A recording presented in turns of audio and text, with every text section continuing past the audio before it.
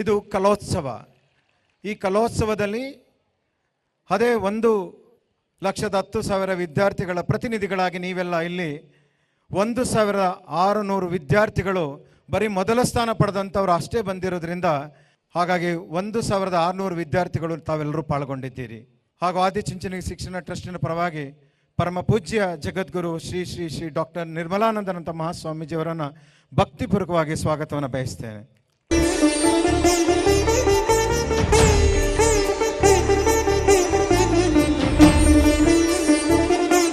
ಇಂತಹ ಕಾರ್ಯಕ್ರಮಗಳು ನನ್ನ ಜೀವನದಲ್ಲಿ ಬಹಳ ಅಪರೂಪ. ಅದರಲ್ಲೂ ಹೆಚ್ಚಾಗಿ ಸ್ವಾಮಿಗಳ ಸಮ್ಮುಖದಲ್ಲಿ ವಿದ್ಯಾರ್ಥಿಗಳನ್ನು ಪ್ರೇರೇಪಿಸಿ ನಡೆಸ್ತಕ್ಕಂಥ ಕಾರ್ಯಕ್ರಮಗಳು ಬಹಳ ಅಪರೂಪ. ಈ ಒಂದು ಶ್ರೀ ಕ್ಷೇತ್ರಕ್ಕೆ ನಾನು ಶಿರಬಾಗಿ ನಮಿಸ್ತೇನೆ. ತರವಲ್ಲ ತಗಿ ನಿನ್ನ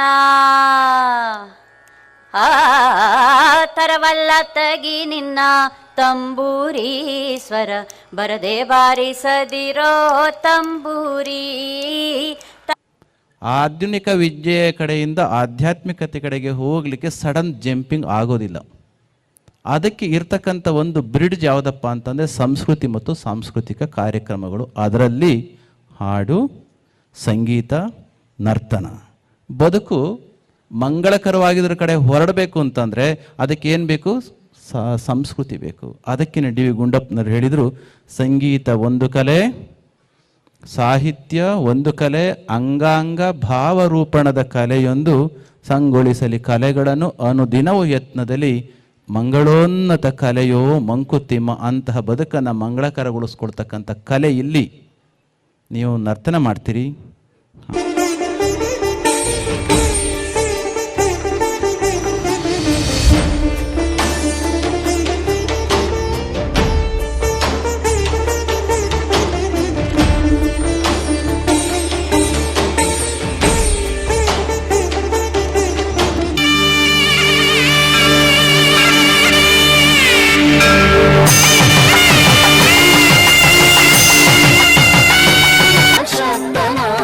ಶಿವನುಲಿದನು ಕ್ಷಣದಲ್ಲಿ ಚುಂಚನಗಿರಿ ಸಿರಿ ಕ್ಷೇತ್ರದ ದಿನಕರ ಜಯ ಹೇ ಗಂಗಾಧರ ಜೀವನ ಪಾಠವ ಕಲಿಸಿದ ಗುರುವರ ಜಯ ಹೇ ಗಂಗಾಧರ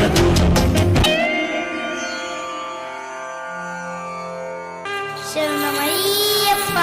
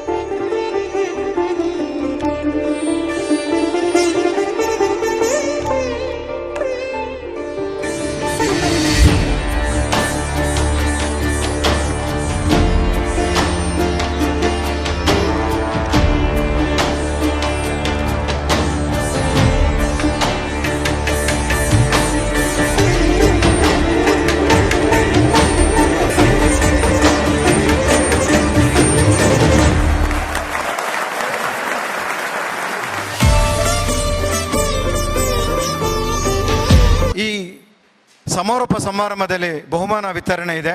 ನಮ್ಮೆಲ್ಲರಿಗೂ ದರ್ಶನ ಮತ್ತು ಆಶೀರ್ವಚನ ನೀಡಲಿಕ್ಕೆ ಆಗಮಿಸಿರ್ತಕ್ಕಂಥ ಪರಮ ಪೂಜ್ಯ ಜಗದ್ಗುರು ಶ್ರೀ ಶ್ರೀ ಶ್ರೀ ಡಾಕ್ಟರ್ ನಿರ್ಮಲಾನಂದನಾಥ ಮಹಾಸ್ವಾಮೀಜಿ ಅವರು ನಾನು ಭಕ್ತಿಪೂರ್ವಕವಾಗಿ ಸ್ವಾಗತವನ್ನು ಬಯಸ್ತೇನೆ. ಕಾಲಭೈರವಷ್ಟಕಮ್ಮನ ನಾನು ಹೇಳಬೇಕು ಅಂತೇಳಿ ಕಾಲಭೈರವಷ್ಟಕಮ್ಮನ ಹೇಳ್ತಕ್ಕಾದ್ರೆ ಅವರ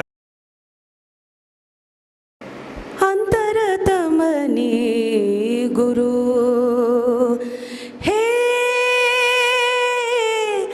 ಆತ್ಮ ಯಾರಿಗಾದ್ರೂ ಪ್ರೈಸ್ ಬಂದಿಲ್ಲ ಅಂದರೆ ಇನ್ನು ಚಪ್ಪಾಳೆ ಹೊಡ್ಕೊಂಡು ತುಂಬ ತುಂಬ ಖುಷಿಯಾಗಿ ಹೋಗಿ, ಒಂದು ದಿನ ನಿಮಗೆ ಆನಂದದ ಪ್ರೈಸ್ ಬರ್ತದೆ.